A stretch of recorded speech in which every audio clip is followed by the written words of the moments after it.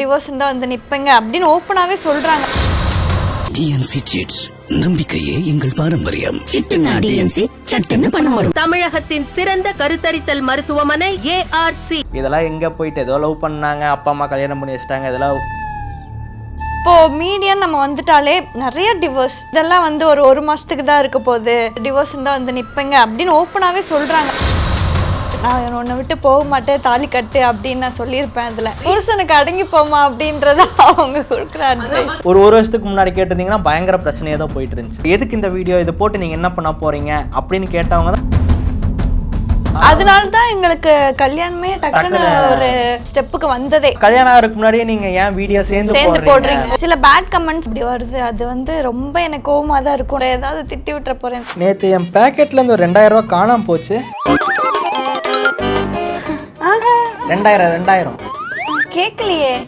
2000 first time உன்னை என் ஃபோனில் பார்க்கும்போது ஏதோ ஒரு இடத்துல சொல்லுச்சு, நீ எனக்கு தான் அப்படிங்கிற மாதிரி. ஸோ நீ என் கூட இருந்தால் நல்லா இருக்கும். I love you. I love you too. இப்படியா நீ சொன்ன? இந்த மென்டல் டார்ச்சர் பண்ணுவாங்கல்ல, ஒண்ணுமே இல்லாத விஷயத்துக்கு நம்மள வந்து போட்டு ஒண்ணுமே இல்லாத விஷயத்துக்கு சண்டை போடுறாங்களா? ஆமா. அவரோட ஷூவோட சைஸ் என்ன? 42 ஷூ சைஸ். என்னங்க இவங்க 42 ஏதோ சைஸ் சொல்றாங்க. நான் 3 டைம் சாப்பிட்டுருக்கேன், அவளுக்குமா சாப்பிடுவேன். அவங்க ஃபர்ஸ்ட் உங்களுக்கு கொடுத்த gift என்ன? டி-ஷர்ட்ஸ். தப்பு. சில்பா மஞ்சுநாத். அது பார்த்ததுக்கு அப்புறம் அவங்களுக்கு ரொம்ப பிடிக்க ஆரம்பிச்சிருச்சு. அந்த பிடிக்க மட்டும் இல்ல, கல்யாணம் பண்றதுக்காக தான் சென்னைக்கு வந்திருக்காங்க. எங்க மாமா உங்க நம்பருக்கு சோஃபியான்னு ஏதோ ஒரு பொண்ணு மெசேஜ் பண்ணிருக்கு. யாரு? உங்களை தான் கேட்குறேன், யாரு? எப்பயும் வாய்க்கிலேயே பேசுவீங்க, யாருன்னு சொல்லுங்க. நீ பேசுறது எனக்கு கேட்கல. ஆமா, எனக்கு ஒரு டவுட்டு. நேற்று என் பேக்கெட்ல இருந்து ஒரு 2000 ரூபா காணாம போச்சு. 2000 கேட்கலையே. 2000 ஏதோ உளறிட்டு போறேன். சரி விடுங்க, ஏதாவது உளருதுங்க. கல்யாணம் முடிஞ்சிருச்சு. இப்போ அந்த கல்யாணத்துல என்ன மாதிரியான மொமெண்ட்ஸ் எல்லாம் ரொம்ப சந்தோஷமா இருந்துச்சு, ரொம்ப இமோஷனலா இருந்துச்சு, அதை பத்தி ஃபர்ஸ்ட் பேசிடலாம். நான் தாலி கட்டும்போது இவங்களுக்கு அந்த ஒரு தாலி கட்டும்போது ஒரு ப்ராமிஸ் எடுத்திருப்பேன். என்ன பிரச்சனை வந்தாலும் நான் உன்னை விட்டு போக மாட்டேன், நீயும் என்னை விட்டு போகாத அப்படின்னு சொல்லிட்டு. அது என்னன்னா, எனக்கு நம்ம லவ் மேரேஜ் பண்ணிட்டோம். உலகத்தில் இருக்க எல்லாருமே லவ் மேரேஜ் பண்ணும்போது சொந்தக்காரங்க ஆகட்டும், பார்க்குறவங்களாகட்டும், இதெல்லாம் எங்கே போயிட்டு ஏதோ லவ் பண்ணாங்க, அப்பா அம்மா கல்யாணம் பண்ணி வச்சிட்டாங்க, இதெல்லாம் என்னமோ போயிட்டு போகுது அப்படின்னு சொல்லிட்டு வந்தவங்களும் இருப்பாங்க, இல்லை நல்லா இருக்கணும்னு வந்தவங்களும் இருப்பாங்க. அப்படி வந்தவங்க சரி ஓகே இவங்க வந்து இந்த டைலாக் பார்க்கும்போது ஓகே இவங்க உண்மையாக தான் லவ் பண்ணுறாங்க, இவங்க நல்லா இருக்கணும்னு அவங்க ஆசீர்வாதம் பண்ணணும் அப்படிங்கிற ஒரு மேட்டரில் தான் அது பேசினது. ரொம்ப ஹாப்பியாக இருந்துச்சு. கமெண்ட்ஸ்லாம் பார்க்கும்போது நிறைய பேர் வந்து ஒரு உண்மையான ப்ராமிஸ், பொண்ணு நல்ல ஹஸ்பண்ட் கிடைச்சிருக்காங்க அதெல்லாம் அப்படின்ற மாதிரிலாம் சொல்லியிருந்தாங்க. அதெல்லாம் பார்க்கும்போது உண்மையிலேயே ரொம்ப ஹாப்பியா இருந்துச்சு. ஸோ இது வந்து உங்களுக்கு தெரியுமா தாலி கட்டுறதுக்கு முன்னாடி அவர் கேட்க போறாருன்னு, இல்லை உங்களுக்கே சடனா அதை கேட்டிங்களா? இல்லை, அவங்க அப்போ சொல்லும்போது எனக்கு ரொம்ப அங்கே என்ன பேசுறதுனே எனக்கு தெரியல. அவ்வளோ ஹாப்பி, எனக்கு வார்த்தையே வரல எனக்கு. ஸோ அப்போன்னு பார்த்து எனக்கு தொண்டை வேற கட்டிருந்துச்சு. நான் வந்துட்டு நான் உன்னை விட்டு போக மாட்டேன், தாலி கட்டு அப்படின்னு நான் சொல்லியிருப்பேன் அதில். ஸோ எனக்கு உண்மையிலேயே ரொம்ப சந்தோஷம் அதில். ஏன்னா எல்லாருமே எக்ஸ்பெக்ட் பண்ணுறது அதுதானே. இப்போது மீடியன் நம்ம வந்துட்டாலே நிறைய டிவோர்ஸ், எதை எடுத்தாலும் டிவோர்ஸ். அதில் கூட நிறைய கமெண்ட்ஸ் வந்திருக்கும், என்ன இதெல்லாம் வந்து ஒரு மாதத்துக்கு தான் இருக்க போகுது, அதுக்கப்புறம் நீங்கள் வந்து டிவோர்ஸ் தான் வந்து நிற்பங்க அப்படின்னு ஓப்பனாகவே சொல்கிறாங்க. அது எப்படி அவங்க மனசாட்சியை தொட்டு சொல்கிறாங்கன்னு தெரில. பட் அது வந்து நம்ம அதை லைஃப் லாங் கொண்டு போவோம் அப்படின்றது எங்கள் 2 பேர்த்துக்கு தெரியும். அந்த இடத்துல அந்த ஒரு ஓத் மாதிரி எடுத்தது எங்களுக்கு உண்மையிலேயே ரொம்ப ப்ராமிசிங்காக இருந்துச்சு. அப்படி நினச்சவங்க கூட இதை பார்த்துட்டு இவங்க உண்மையாக தான் லவ் பண்ணுறாங்க அப்படிங்கிற ஒரு ஃபீல் அது வந்துருச்சு. ஸோ அதனால் அது மற்றவங்களோட ஆசீர்வாதம், எல்லாத்தோட ஆசீர்வாதத்தில் இப்போ ஒரு மாதிரி சூப்பராக ஜாலியாக லைஃப் போயிட்டுருக்கு. So cool. அண்ட் தாலி கட்டும் போது வந்துட்டு நிறைய பேர் சொல்லுவாங்க, நீ வந்து 3 முடிச்சு நீ தான் போடணும் அப்படின்னு. அந்த மாதிரி ஏதாவது நீங்கள் ரூல் போட்டிங்களா? கண்டிப்பாக. தாலி கட்டும் போது எங்கள் பெரியம்மாவா யாரோ வந்தாங்க, எதுவும் வரக்கூடாது அப்படின்னு சொல்லிட்டு நான் தான் கட்டினேன். அப்படியே கையெடுத்துட்டு பேசிக்காக அது சின்ன வயசுலேருந்து தாலி கட்டதுன்னா 3 முடிச்சு போடணும் 3 முடிச்சு போடணும்னு சொன்னோடனே அது என்ன போய் நாத்தனார் அவங்க இவங்க அடுத்தவங்க போடுறது நம்ம தான் போடணும் அப்படிங்கிற மாதிரி கட்டி என் முடிச்சாச்சு. பொண்டாட்டிக்கு நான் தான் பண்ணுவேன்ற மாதிரி. நீங்க இதுக்கு முன்னாடி இன்டர்வியூல நீங்க சொல்லியிருந்தீங்க அவங்க அப்பா கிட்ட நீங்க மேரேஜுக்கு முன்னாடி பேசி பெர்மிஷன்லாம் வாங்கியிருக்கீங்கன்ற மாதிரி பேசியிருந்தீங்க. நீங்க இவங்க வீட்ல யார்கிட்ட ஃபர்ஸ்ட் பேசுனீங்க? நீங்க பெர்மிஷன்லாம் வாங்குனீங்களா? இல்லை, நான் பெர்மிஷன்லாம் எதுவும் வாங்கலை. ஃபஸ்ட்டு மாமியார்ட்ட தான் பேசினேன். நாங்கள் டைரெக்டாகவே அவங்க வீட்டுக்கு போயிட்டோம்.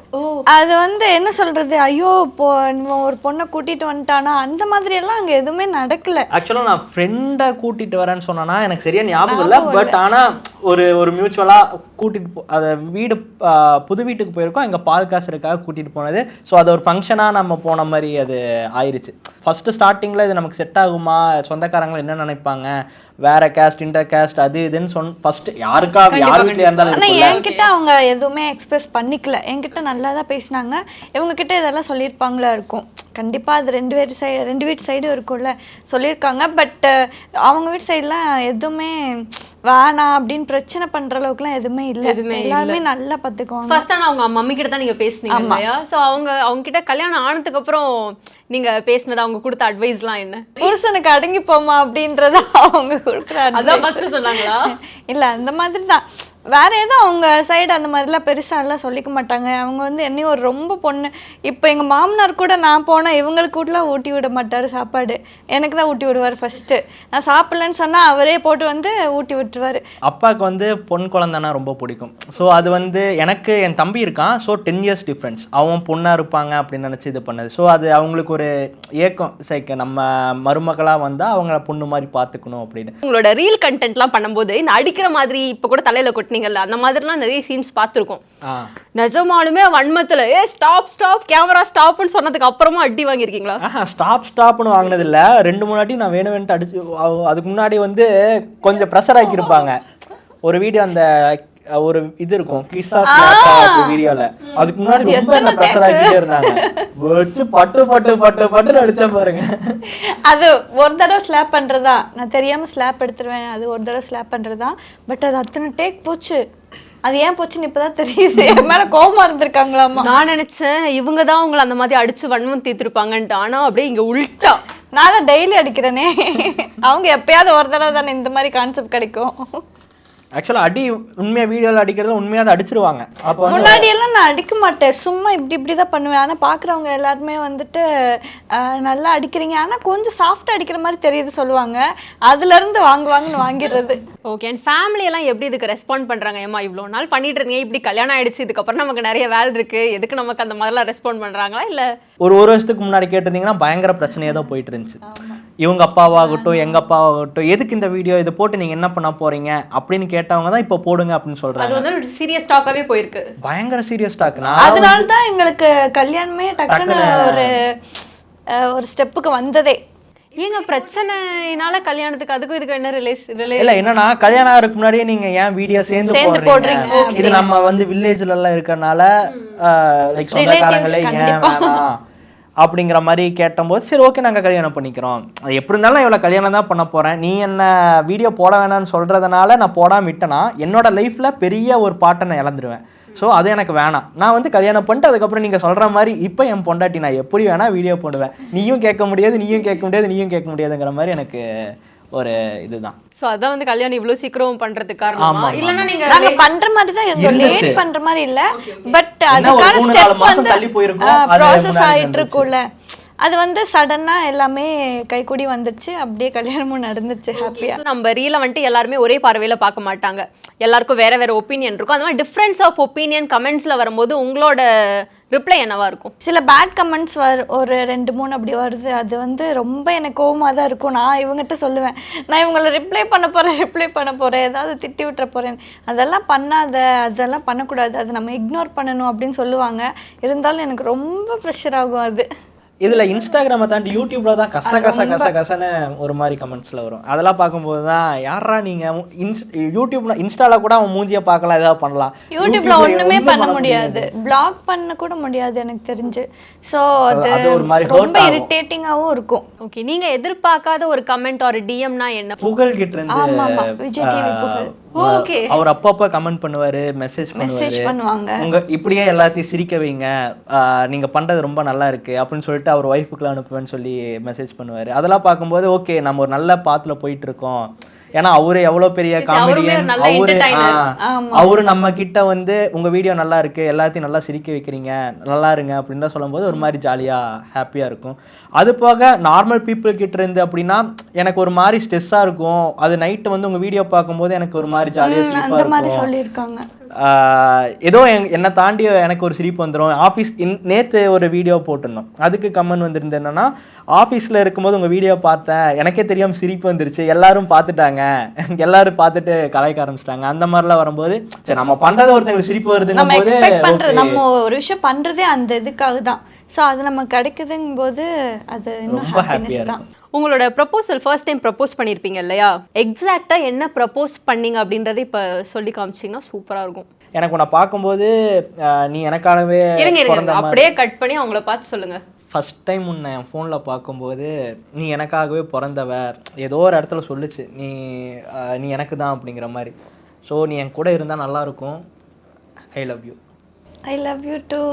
இப்படியா நீ சொன்ன எங்க அப்பாவுக்கு பிடிக்காது, எங்க அப்பாவோட அப்பாவுக்கு பிடிக்காதுன்ட்டு இப்போ வந்து ஐ லவ் யூ டூ. ஆமா, ஸோ ஃபர்ஸ்ட் எடுத்தோட ஃபேமிலி தான் சொல்லணும்னு இருந்துச்சு, ஆனால் நான் சொல்ல இல்லை வேணாம், இது வந்து நம்ம இப்போ லவ் பண்ணி அதுக்கப்புறம் எப்பயும் போல் எல்லாரையும் மாதிரியும் நீ வேணாம் எங்கள் அம்மா அப்பா வேறு பையனை பார்த்துட்டாங்கன்னு போகிறதுக்கு, ஏன்னா அவங்க ஒத்துக்க மாட்டாங்க.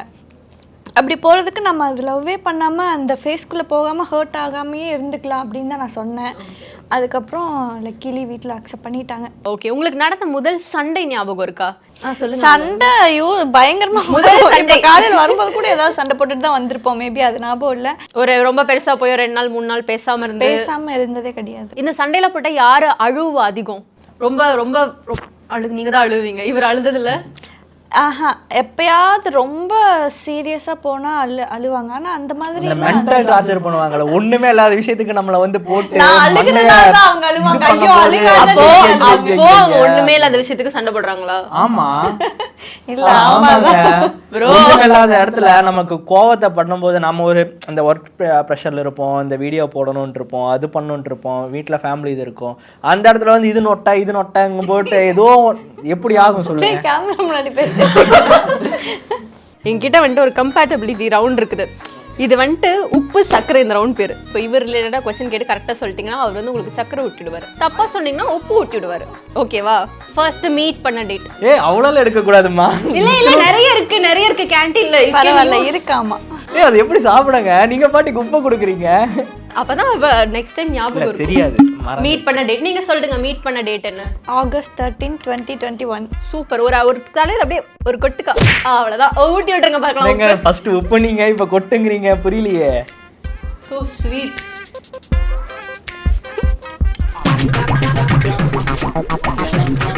ஓகே, அடுத்த क्वेश्चन உங்களுக்கு. நீங்க ஃபர்ஸ்ட் மீட் பண்ணீங்க இல்லையா, அப்போ இவர் போட்டிருந்த Dress-ஓட கலர் என்ன? Blue colour.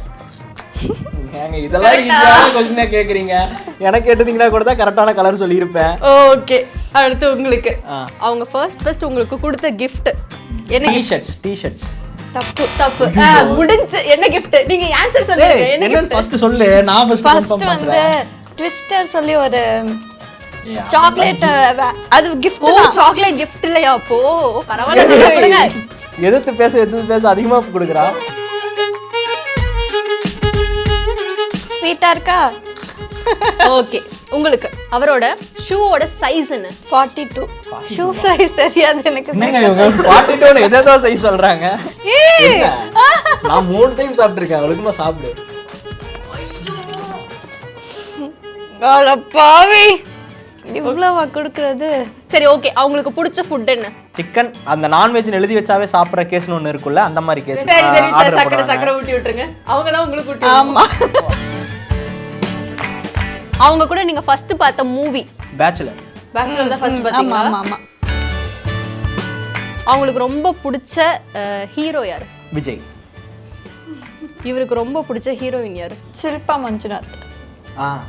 அந்த கண்ணம்மா சாங்லாம் பார்த்துட்டு ஒரு மாதிரி அவங்களுக்கு ரொம்ப ஏங்க அவங்கள கல்யாணம் முன்னாடி எந்த ஹீரோயினுமே பிடிக்காது. பிடிக்கும், அது பார்த்ததுக்கு அப்புறம் அவங்களுக்கு ரொம்ப பிடிக்க ஆரம்பிச்சிருச்சு. அந்த பிடிக்க மட்டும் இல்ல, கல்யாணம் பண்றதுக்காக தான் சென்னைக்கு வந்திருக்காங்க.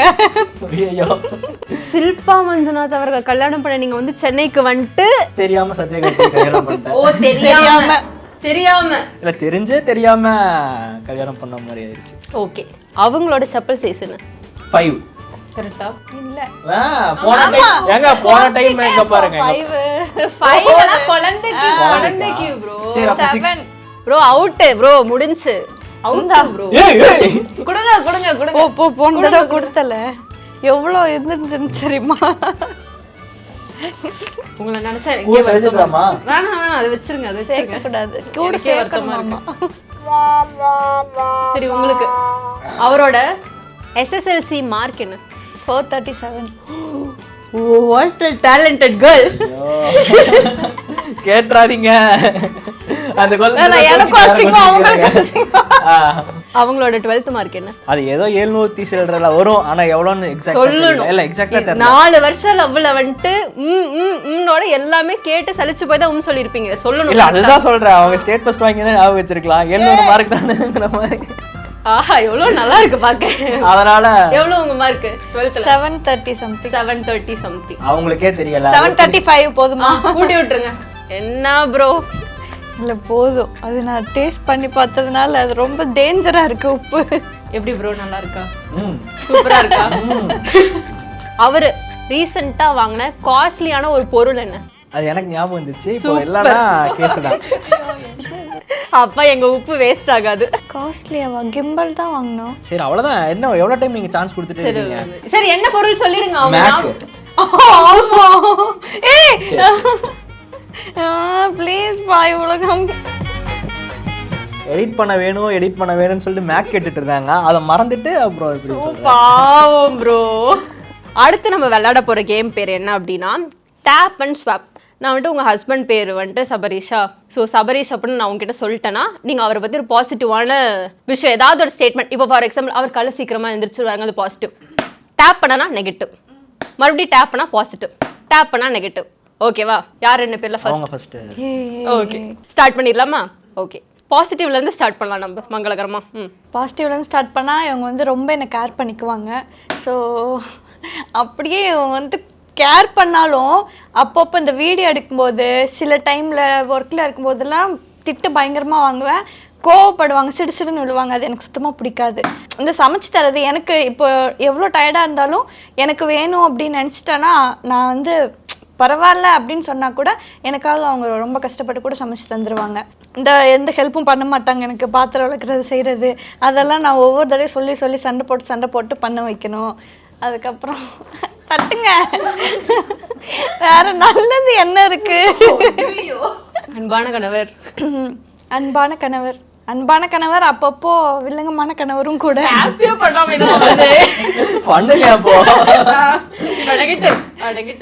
அவ்வளோதான். நெகட்டிவ் வந்து எனக்கு பிடிக்காது அப்படின்னா கோவப்படுறது, எதிர்த்து பேசுறது, பாசமாக பேசுறது இல்லை, அதுதான். வேறு எல்லாமே பாசிட்டிவ் தான். எல்லாமே கேர் பண்ணிப்பாங்க, சமைச்சு தருவாங்க, எல்லாமே இந்த மாதிரி. ஓகே அடுத்து உங்களோட டர்ன். ஓகேவா? நம்ம வந்து ஃபாஸ்ட்டாக விளாட போகிறோம். சத்யா அவங்கள பற்றின விஷயங்கள் ஸ்டார்ட் பண்ணலாம். பாசிட்டிவ். இவங்க வந்து என் மேலே ரொம்ப பாசமாக இருப்பாங்க. எப்போவுமே எது கேட்டாலும் ஒரு மாதிரி அன்பாகவே இருப்பாங்க. ஸோ அது வந்து ரொம்ப பிடிக்கும். அதே டைமில் ஏதாச்சும் நம்ம கொஞ்சம் கோவமாக பேசும்போது அந்த ஒரு மாதிரி எச்சா நம்ம மேலே கோவம் காட்டுவாங்க பார்த்தீங்களா? அப்போ வந்து அவ்வளோ கோவம் ஒரு அடி அப்படிங்கிற மாதிரி என்னடா பண்ணுறது அப்படின்ட்டு இருக்கும்போது கூட சரி ஓகே என்னதான் நம்ம மேலே இவ்வளோ பாசம் வச்சுருக்காங்களே அப்படிங்கிற மாதிரி நமக்கு ஒரு மாதிரி சந்தோஷமாக இருக்கும். காலையில் நேரமாக எழுந்திரிச்சு ஏதாச்சும் பண்ணலாம் அப்படின்னா தூங்குவாங்க. அப்பப்போ ஒரு மாதிரி கோவமாக வரும். அப்படி தூங்குறது சரி ஓகே நிறையா வேலை செய்கிறாங்க, நைட்டில் எடிட் பண்ணுறாங்க, ஸோ அதனால் கூட தூங்குறாங்க போல் அப்படிங்கிற மாதிரி அப்பப்போ சந்தோஷமாக மனசை தேத்தினாலும் சரி ஓகே என்ன பண்ணி தொலைது, சரி இதெல்லாம் பண்ணிட்டாலே சமைப்பாளா அப்படின்னு பார்த்தா அதுவும் பண்ண மாட்டான். காலையில் பட்னி தான், இல்லை ஏதோ ஜூஸை போட்டு கொடுத்துட்டு இதுதான் காலையில் சாப்பாடு அப்படிங்கிற மாதிரி சொல்லிடுவா. இருந்தாலும் சரி ஜூஸ் அதை போட்டு கொடுக்குறாளே காலையில் அப்படிங்கிற மாதிரி ஒரு மாதிரி ஜாலியாக இருக்கும். இருந்தாலும் என்ன பிரயோஜனம், சரி இது முடிஞ்சே மத்தியானம் எப்போ சாப்பாடு சமைப்பான்னு யோசிக்கும் போது ஒரு 3-4 மணி ஆயிரும். அடுப்பு பற்ற வைக்கவே ஆயிரும். மத்தியானம் சாப்பாடுக்கே 4 மணி ஆயிடும். ஆமா அப்போ நான் சாப்பிட்ற நிலைமையில பார்த்தீங்களா? சரி என்ன பண்ணுறது, 4 மணிக்கு சாப்பிடாச்சுனாலும் சரி ஓகே ஏதோ சமைச்சிருக்காள் அப்படிங்கிற மாதிரி ஒரு மாதிரி சந்தோஷமா இருக்கும்.